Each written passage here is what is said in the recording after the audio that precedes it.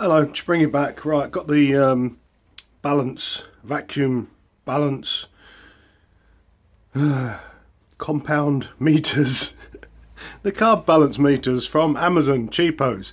But before I use them, I need to calibrate them. Some people say they're decent enough, some people say they're rubbish. Well, we're going to find out. So I'll turn you around and show you how I'm going to calibrate these. Okay, well, firstly, it looks like a decent kit to me. The gauges are all metal, solid, nice solid brass fittings, loads of different adapters for all different types of carbs and manifolds. The covers are actually metal rims with glass, so that, you know, I was expecting cheapo rubbish. Anyway, what I've done, I nipped out yesterday and got some spares. I've taken all four of the lines. I've joined with T-pieces, 2 lines and 2 lines, and then I've joined with some washer hose, both of those to one line, which I've then got in my vacuum pump. So I'm going to in a minute put some vacuum on it. But before we even started, what I've done is I've taken the glass fronts off, and there's a little adjustment screw there. This one was slightly off, and you can just adjust it dry without any vacuum. So I've got all the needles pretty much in the middle. These ain't got to be really accurate, not to do a motorbike. If you're ballpark with a bike, it's going to be good enough, to be honest. So right, I'm going to put a bit of vacuum. No, I'm not. I'm gonna make my machine work. Can't do this one-handed. I'm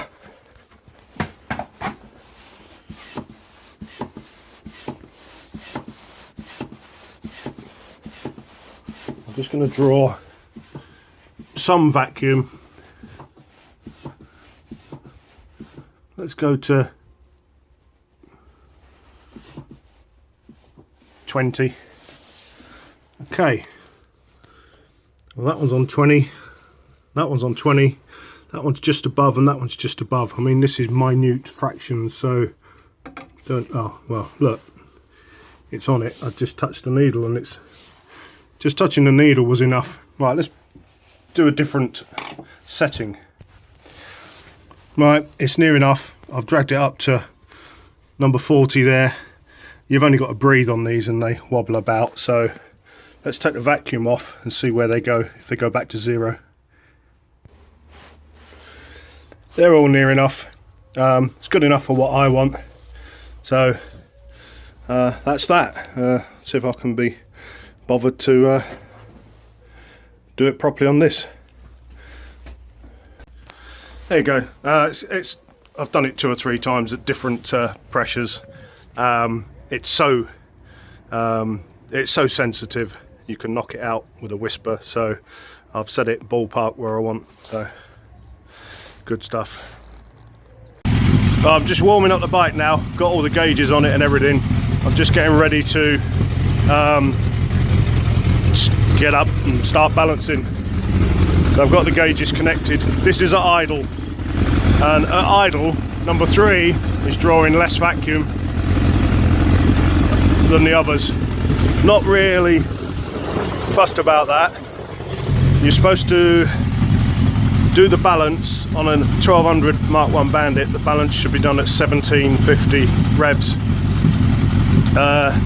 Going to balance carbs 3 and 4 with the screw between them, get them level, then balance carbs 1 and 2, the screw between them, and get them level, and then balance 3 and 4 and 1 and 2 together with the screw in the middle. So there's only 3 screws on this.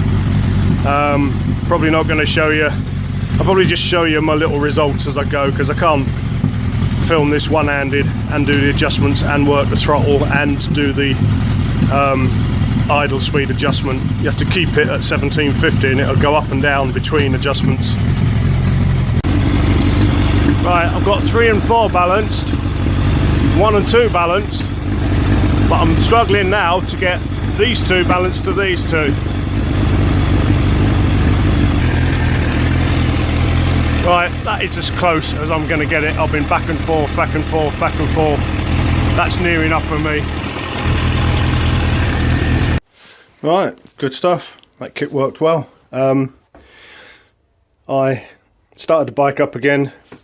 I actually got them balanced at idle 1200, which you can't normally balance them at, and I revved the bike and held it constant at 1750, and they're all bang on exactly on the same mark. So I think as far as carb balancing goes, that's all I can do. Right, well, I'm going to have a cuppa now, and then when I come back I'm going to put this all back together. I'll let it cool down, because that was a long time running with I should have put a big fan on it, big air assist. So yeah, I'll come back and we'll put it back together and see if she runs smooth on idle and go from there. Right, good results. I'm just reviewing my little footage clips, and I noticed that when I first started it, before any balancing, number 3 carb was actually drawing more vacuum than the others. I said in the clip it was drawing less. The way the gauge goes, when I noticed when I was calibrating it, the more vacuum, the more down to the left hand side of the gauge it went. So number 3 was drawing more vacuum than 1, 2 and 4. 1, 2 and 4 were all spot on with each other. So again, more anomalies, but it's synced now at idle and at 1750 revs. They're bang on, they're really good. So now once the bike's cooled down, I'm going to start it up again, do a normal, well, put everything back together, start it up again, see how it runs. If there's still a misfire and a low temperature on number 3, I think the next thing I need to look at is the coils, the leads, the caps, because the more I delve into this bike, the more I find previous tinkering. Number 2 cap lead, number 2 plug lead is super short. I took another 10mm off it yesterday because I had the misfire when I was running out of fuel. I cut it down another 10mm and it just barely reaches. It reaches, it's okay, but it's been cut down before. I cut down number 3. 1 and 4 look okay. So 2 and 3, the coil leads have been cut down before, and that's the same coil, I think. So yeah, anyway, let's see what happens when it's all back together shortly for you, and then we'll go from there. Right, just going to warm it up again, set the idle speed, and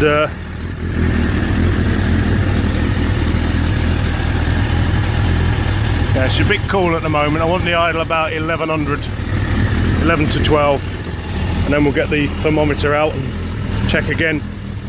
Sounds smooth enough though. Okay, a bit inconclusive, but she's running way smoother. Sorry, fingering away. Runs way smoother. The throttle response is much better. Yeah, much nicer.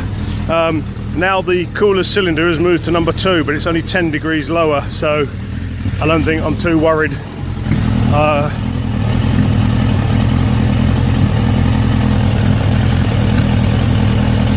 What's that? 110,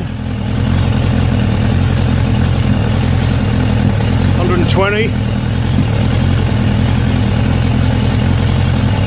Oh, depends where you point it. This is not very accurate. The laser's broke.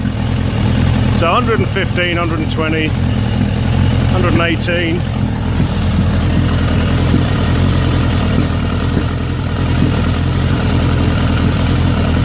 That one's cooler now. 120. So now number 2 is cooler than the rest.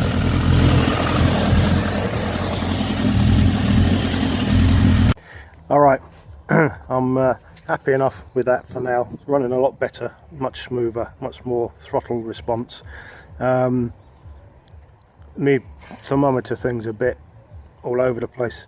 Yeah, so number 2 is cooler now, but hey, at least I've fixed number 3. So I'm going to leave it at that. I know it's all balanced, I know they're all running in sync. So we've got good compression, the valve adjustments are all perfect, the carbs are balanced, rebuilt and synced. The only thing left to do now, I think I'm going to change the HT leads and the caps, because they're just looking a bit, they've been chopped. I'm going to change them anyway, change leads and caps, and possibly coils if I can find some coils that I can afford, because they're bloody expensive. And obviously I haven't been at work for 5 months, so I've got to be careful with the budget. But after all of that hassle and work, she's now running a lot better.